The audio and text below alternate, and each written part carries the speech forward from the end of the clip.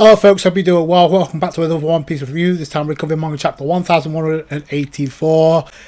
And Oda is like doubling down with the backstory of Brook and Princess Shuri, aka Gunko, which I have no problem with. And after the introduction of Queen Candel in the previous chapter, or the end of last chapter, it's pretty obvious what Oda was going for with highlighting King Ruwen in this chapter. I'll get into that more, but before I get started with this chapter, you can't mention One Piece without the masterpiece that was episode 1163, Robin and Saul episode, or if you really want to be real, the Robin episode. There's no need for me to talk in depth because everything finally gave Robin the spotlight in the anime.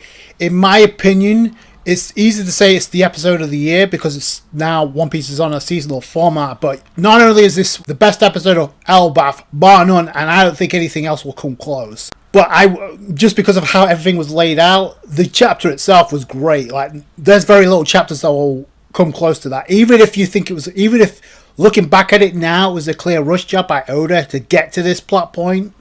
The fact of the matter is, it was still well executed. So, not only was this the best episode of Elbaf and the best One Piece episode of 2026, I would go so far as to say the top 5 most emotional episodes we've ever gotten. Coming off the heels of Bonnie and Kuma and their reunion, that was top 5 in Egghead Island, and that was well done. From Egghead Island, the moment Robin found out Saul was still alive on Elbaf, we knew this moment was coming. It was building up to this moment. They built this episode up tremendously. Like I said, when covering this in the manga, the way that Oda set this up, it all started with Oda bringing Robin's bangs back, her hair bangs back for this reunion. It escalated even further in this episode. So the rainbow is obviously inspired by a Bifrost Bridge. Once Robin touched down, it was all about the Robin hat. You had the Straw Hats there to add their support, but if you noticed, they kind of backed away after Luffy, and this kind of really stuck out to me. It stuck out in the manga because I mentioned this anyway, but it really stuck out in this episode because obviously you have the voice acting. When Robin was approaching Saul after seeing he crashed up on the beach, obvious gag. Robin knew it immediately. But then you had Luffy trying to muscle in on the reunion. Nami put a stop to that shit real quick. She's like, no, stop, because it's not your reunion, it's Robin's. When this came out in the manga, I called this out. It's like, yeah, what Oda did was he really let the moment breathe without including the Straw Hats to do the usual silly gags.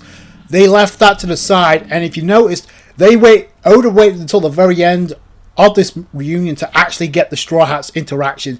And the way the Straw Hats reacted is the way the fandom did, and the way the fandom did with this episode. Now, granted, the anime here, Toei added an interesting little spin here. The animators decided to include a musical montage, which, I mean, for Christ's sake, Robin got an insert song highlighting the best moments of Robin. Through a comedic gags, a dark humor, to a most of epic moments. Like, when was the last time we ever got this? For any reunion. I don't recall seeing this for Sabo and Luffy when they got their reunion. And before anybody says, they were waiting to surprise everybody with the anime. No, that's complete bullshit for 2 reasons. 1, it already happened in the manga. And 2, they already spoiled Sabo twice. At the end of the previous episode, we saw Sabo to hype up the 3D2Y special, which we got him at the end of that special as well. So you can't say they were keeping it a surprise because they already spoiled that. So they did do that for that reunion, which was emotional too, but that's my point. The anime went above and beyond to add nuances to what was already emotional to begin with. So they added a musical montage and an insert song for Robin and Saul. That was great. They included the Straw Hats reaction post-credits, which I thought was an interesting choice, but really it makes sense because they weren't a part of that.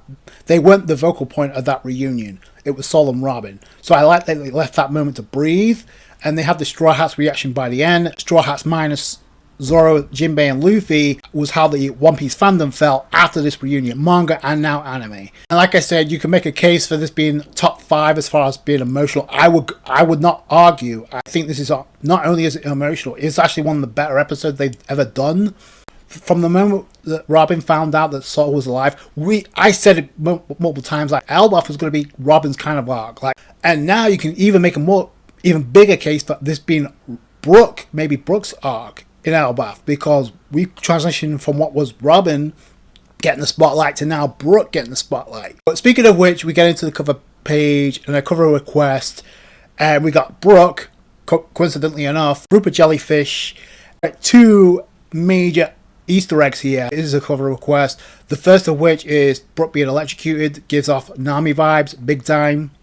There's also a scene involving Princess Shuri and Brook, with Nami vibes in that too. I'll get to that, but...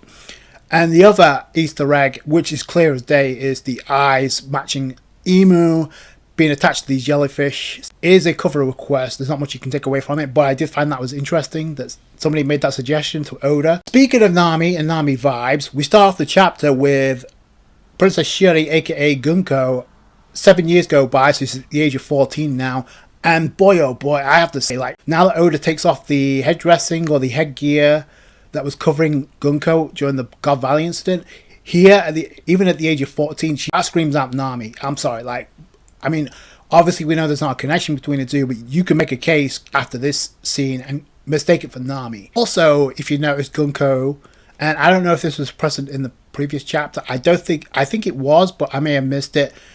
Gunko also has the eye in the backstory, so it's not a case of Emu's influence here. Like, no, Gunko already had this eye, so I'm real curious if we're going to find out about this. Since Oda made this entire chapter about Brook's backstory, I won't be opposed against it. We're going to have to get something about Gunko beyond what we've seen.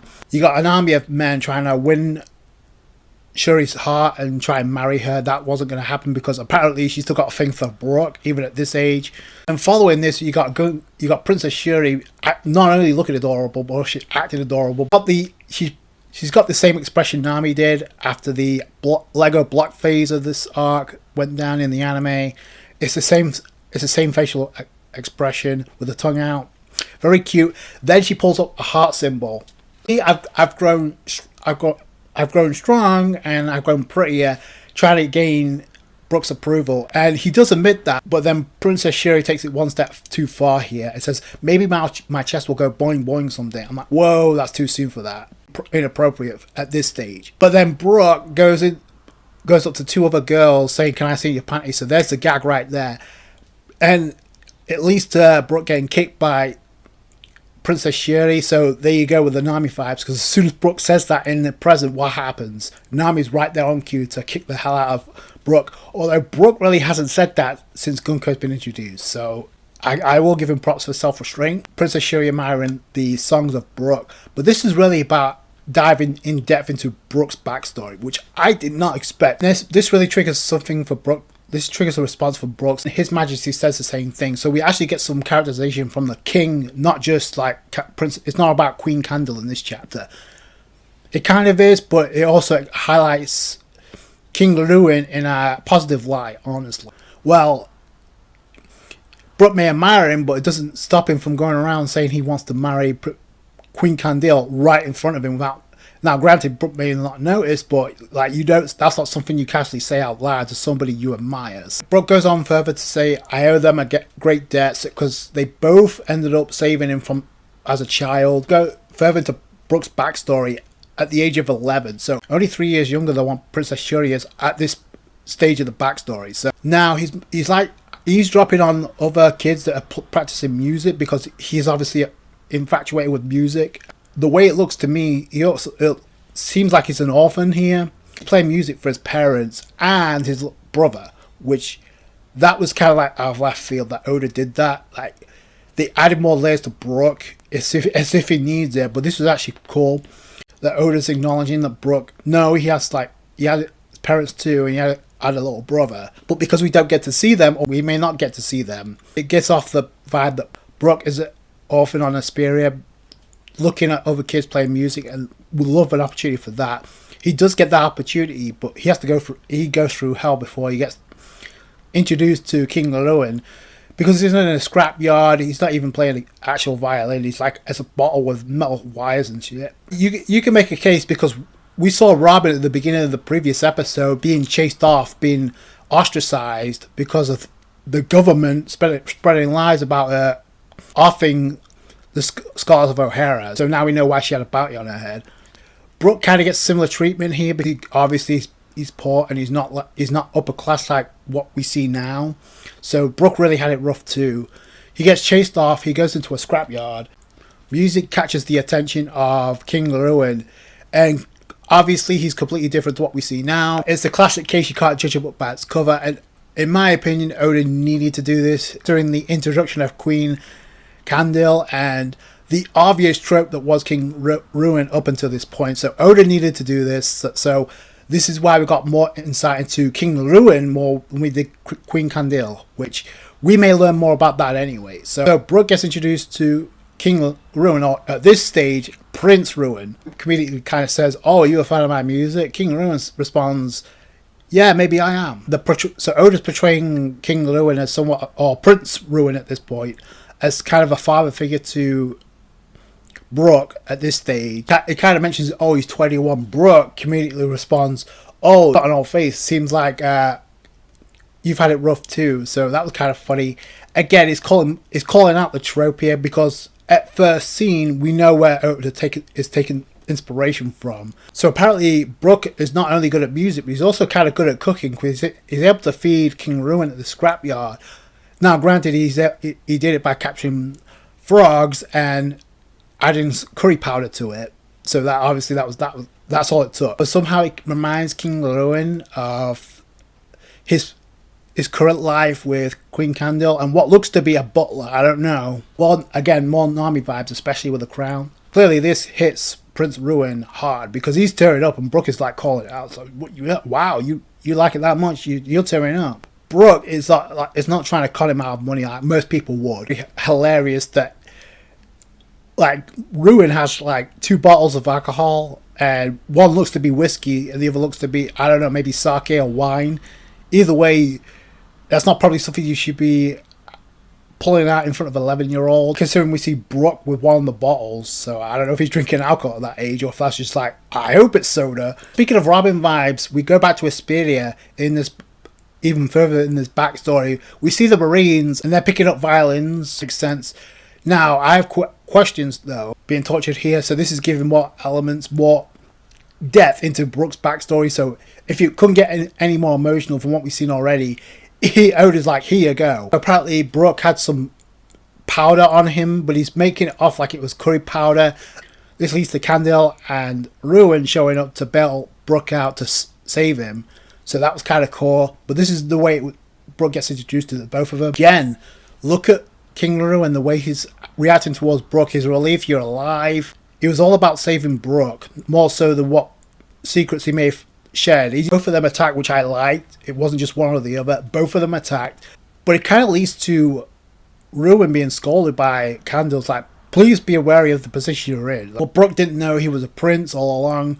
So they kept that under wraps for obvious reasons. So now it makes you wonder about the Marines and the agents showed up on Esperia, or if that's the case and they didn't want that public knowledge. He didn't want to lie to Brook, but at the same time he enjoyed spending time with him, so that was kind of cool. This is Candel, who at this point is the captain of the escort corps of Esperia. Then he goes on to then Ruwen goes on to say, don't tell anybody about the curry powder you stole. So I'm like, wait a minute, Brook was saying that it was curry powder, but then he's being told don't tell him about the curry powder. So it's almost like King Ruwen is don't acknowledge this powder at all. Don't tell him anything about this powder, even if it's curry powder or not. That's the vibes I get. So I'm like, what's with this powder that Brook had? Maybe it's an additional spice for catering, and it piqued the interest of the world government. I don't know, but that definitely seems sus to me. King Ruwen's like, we feared the worst, but then here comes Candel, ever the charmer. Is like, oh, I thought you would brought a cute friend along. Candel's already given Brook his flowers and also giving him a nosebleed. So then King Ruwen's like, prepare an extra room. But this leads to Brook getting a place in that Esperia Palace household. It's like, prepare a room immediately. Brook, you're one of us now. So there's no more discrimination here. At least not from Candel or Ruwen, which is cool. But that's how the chapter ends, with getting even more of an in-depth look into Brook's life. So with Oda revealing that Queen Candel at this stage, when first meeting Brook, is Candel is the captain of the escort corps. In this backstory, Brook becomes the current captain of the escort corps of Esperia. Princess Candel took over and became queen. Much like the God Valley incident, we're getting different time slots of the backstory. So we dive further back into Brook's backstory.